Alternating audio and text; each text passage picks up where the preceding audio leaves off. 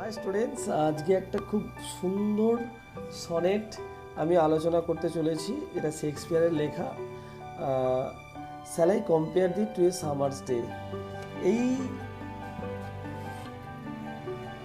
সনেটটা পড়াতে গিয়ে আমরা শেক্সপিয়ার সম্বন্ধে একটু আমরা দু চারটে কথা একটু আলোচনা করি। কি যাই হোক, শেক্সপিয়ার সম্বন্ধে যতটা বলবো ততটাই যেন কম মনে হবে, শেষ নেই। উইলিয়াম শেক্সপিয়ার মূলত একজন নাট্যকার ছিলেন। উইলিয়াম শেক্সপিয়ার তিনি একজন নাট্যকার ছিলেন, প্লে রাইট। এই যে প্লে রাইট, নাট্যকার। তিনি মহান এলিজাবেথীয় যুগের একটা ব্যক্তিত্ব। তার যে যত নাটক লিখেছিলেন, নাটকগুলোর মধ্যে বিখ্যাত নাটক Macbeth, as you like it, Othello, তারপরে হ্যামলেট, এইগুলো সব বিখ্যাত তার নাটক। এগুলো আমরা আগেই পরিচিত হয়েছি। যাই হোক, তার এই নাট্যগুলো বাদ দিয়ে কিন্তু আমরা সনেট 154টি তিনি সনেট লিখেছেন। তার এই 154টা সনেটের মধ্যে 18তম এটা sonnet, shall I compare thee to a summer's day. আলোচ্য 18 নাম্বার সনেটে তিনি তার সবথেকে প্রিয় বন্ধুর সৌন্দর্যটাকে আলোচনা করেছেন বা তুলনা করেছেন একটা গ্রীষ্মকালের সৌন্দর্যের সঙ্গে, অর্থাৎ গ্রীষ্মকালের সঙ্গে। তিনি বলেছেন যে তার বন্ধুর সৌন্দর্যের সময়ের আঘাতে কখনোই নষ্ট হয় না, কারণ তার বন্ধু তার কবিতার মাধ্যমে অমর হয়ে থাকবেন। বন্ধুর বন্দনা করতে গিয়ে কবি এখানে তার কাব্যের শ্রেষ্ঠত্বটাকে প্রতিষ্ঠা করেছেন। যাই হোক, আমি সরাসরি একদম কবিতার মধ্যে ফিরে আসি। Shall I compare the the sonnet. তোমরা জানো সনেট কাকে বলে, 14 লাইন বিশিষ্ট কোনো কবিতাকে আমরা সনেট বলবো। যাক, আমি সরাসরি আসি। Shall I compare thee to a summer's day. Shall I compare thee to a summer's day. গ্রীষ্মের দিনের সঙ্গে তোমাকে কি তুলনা করব? Thou art more lovely and more temperate. তুমি, দাও আর্ট মানে এটা ওল্ড ইংলিশ, দাও মানে ইউ, আর্ট মানে আর্ট, তাহলে you are more lovely and more temperate. তুমি আরো সুন্দর ও সংযত। Rough winds do shake the darling buds of May. মে মাসের প্রিয় কুসুমকলি প্রবল বাতাসের শিকার। এই প্রবল বাতাসের শিকার হয়েছে মে মাসের সুন্দর কুসুমগুলো, অর্থাৎ কি সুন্দর মুকুলগুলো, ফুলের মুকুলগুলো।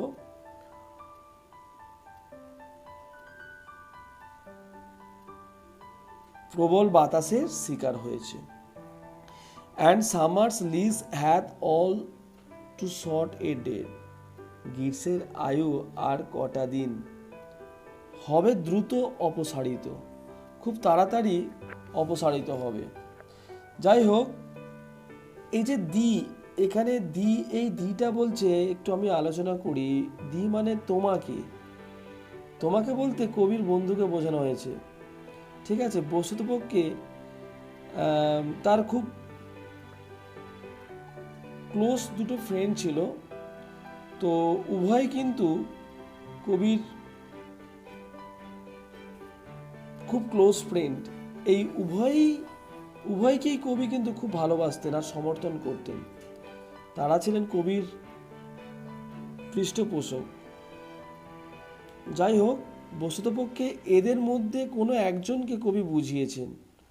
ঠিক আছে, এখানে কিন্তু সুনিশ্চিত কোনো প্রমাণ নেই অ্যাকচুয়ালি উনি কাকে বলেছেন। যাই হোক, কোনো বন্ধুকে দিয়ে আমরা এটা কমপ্লিট করি তোমাদের কাছে। তো and summer's lease hath an all too short of death. এই যে লিজ, এ লিজ কথার অর্থ কি? অবস্থান করা। ঠিক আছে, গ্রীষ্মের। যাই হোক, এই যে স্তবকটা পড়লে, এই স্তবকের যে সারার্থ একটু আমি বলে রাখি। কবি এই স্তবকের মধ্যে দিয়ে তার বন্ধুকে গ্রীষ্মের দিনের সঙ্গে তুলনা করেছেন। তার মতে তার বন্ধু গ্রীষ্মের চেয়েও সুন্দর এই লাইনটা, এবং সংযত।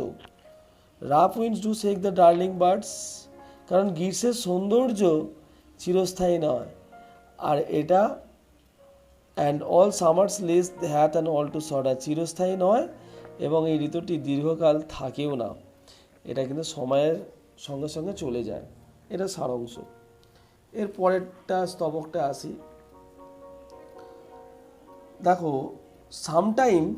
Sometime too hot the eye of heaven shines, কি হয়, গ্রীষ্মের সূর্য প্রচণ্ড উত্তপ্ত হয়ে ওঠে। আই অফ হেভেন মানে স্বর্গচোখ, অর্থাৎ সূর্যকে বলছে যে সূর্যের প্রচণ্ড উত্তপ্ত হয়ে ওঠে ওই গ্রীষ্মের সময়। And often is his gold complexion dimmed, আর তার এই সোনার বর্ণ মেঘে ঢেকে যায় নিষ্প্রভ। তার এই পুরো সৌন্দর্যটা, অর্থাৎ গ্রীষ্মকালের পুরো সৌন্দর্যটা কি হয়, মেঘে ঢেকে যায়। গোল্ড কমপ্লেক্সন ডিমড, ক্লিয়ার, পুরোপুরি ডিমড হচ্ছে মানে কি, নিষ্প্রভ হয়। গ্রীষ্মের সূর্য সর্বদা উজ্জ্বল থাকে না, প্রায় সূর্যের সোনার রং মেঘেদের দ্বারা নিষ্প্রভ হয়ে যায়, আর গ্রীষ্মের সূর্যের স্থায়িত্ব নেই। ক্লিয়ার হলো? তার সঙ্গে সঙ্গে তার যে সুন্দর রং, সৌন্দর্যটাও সেটা বিলীন হয়ে যায়। And every fair from fair sometime declines, তার প্রতি যে সুন্দর অংশ থেকে সৌন্দর্য চলে যায়, চারিদিকে যে সৌন্দর্যটা বিরাজ করে প্রকৃতির, সেটাও কিন্তু ডিক্লিন হয়, সেটাও কিন্তু হ্রাস পায়। মানে হ্রাস মানে কি, সেটা আস্তে আস্তে শেষ হয়ে যায়। প্রকৃতির সৌন্দর্য দীর্ঘস্থায়ী নয়। By chance of nature's changing course of untrimmed, মানে আচম্বিত যখন প্রকৃতির রূপ বদল হয় খালি, অর্থাৎ কি, এই প্রাকৃতির বিপর্যয় ঋতুর পরিবর্তন এর জন্য দায়ী, অর্থাৎ ঋতুর পরিবর্তনের জন্য কিন্তু এটা আনট্রিমড হয়, মানে অবহেলিত হয়, যাকে দেখভাল করা হয় না এমন, আনট্রিমড। ক্লিয়ার হলো?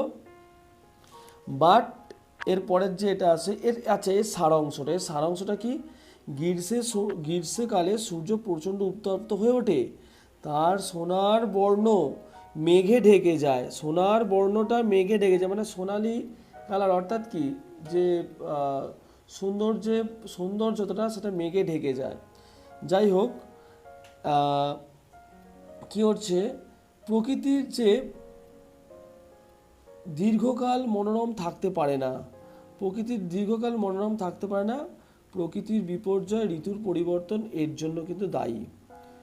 But thy eternal summer shall not be fade, পরের লাইন, কিন্তু তোমার এই অনন্ত, ভালো করে বোঝো, but thy eternal summer shall not fade, কিন্তু তোমার এই অনন্ত গ্রীষ্ম হবে না মলিন। কবির বন্ধুর সৌন্দর্যটা অনন্ত, কখনোই ফেড হবে না, কখনোই মুছে যাবে না, কখনোই হচ্ছে কি, তার সৌন্দর্যটার মৃত্যু হবে না, অর্থাৎ তার সৌন্দর্যটা মৃত্যুহীন। Nor lose possession of that fair thou owest, যে সৌন্দর্য তোমারই তা হবে না ক্ষয়, সৌন্দর্যটা তোমারই তা হবে না কখনোই ক্ষয়। নর শ্যাল ডেট বার্ড দাও ওন্ডারস্ট ইন দ্য শেড, মৃত্যু এসে গর্ব ভরে বলবে না তোমায়, তা ছায়াতে তুমি নীল। অর্থাৎ কি এই জায়গাটা ভালো করে বোঝার চেষ্টা করো। মৃত্যু তোমাকে ছুঁতে পারবে না, মৃত্যু তোমার ধারে কাছে ঘেঁষতে পারবে না। ক্লিয়ার হলো? আচ্ছা, অন্ডারেস্ট কথাটা তো ভ্রমণ করা, মানে মৃত্যু তোমার কাছে ভ্রমণ করতে পারবে না, মানে কি, কখনোই তোমাকে ছুঁতে পারবে না।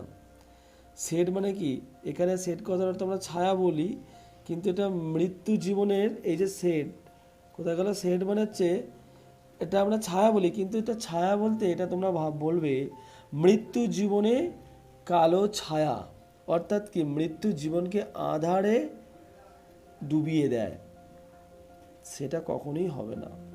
When in eternal lines to time thou growest, চিরকালীন কবিতার মাঝে সময়ের কষাঘাতে তুমি রবে অক্ষয়।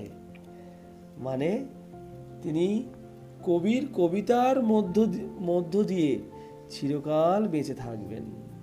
ঠিক আছে, গ্রোয়েস্ট মানে বিস্তৃত হবে, বিস্তৃত হবে, বৃদ্ধি পাবে।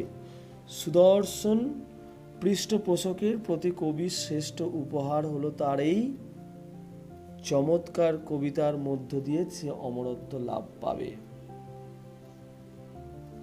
So long as man can breathe or eyes can see, যতদিন মানুষ বেঁচে থাকবে আর তার চোখ, আর সে এই কবিতাটা চোখ মিলে দেখবে, অর্থাৎ কি, অর্থাৎ কি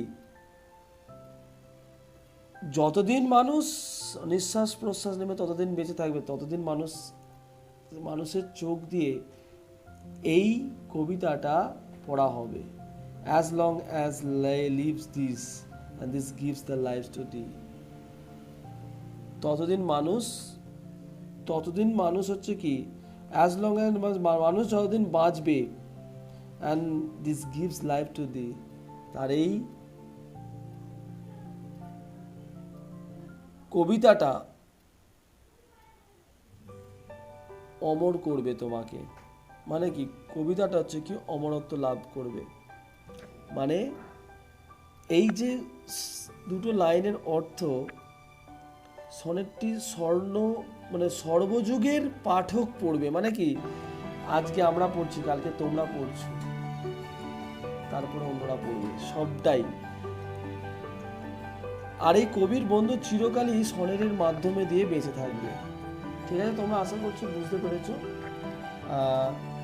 এর সারাংশ সমেত একদম আমি পাট করে প্রত্যেকটা আমি লাইনটা আমি বুঝিয়েছি তোমাদের, তোমরা নিশ্চয়ই খুব ভালোভাবে বুঝতে পেরেছো। আর কোনো লাইন বা কোনো ওয়ার্ড তোমাদের যদি সমস্যা হয় আমাকে কমেন্ট বক্সে জানাবে। ঠিক আছে, সবাই ভালো থাকবে, বাই।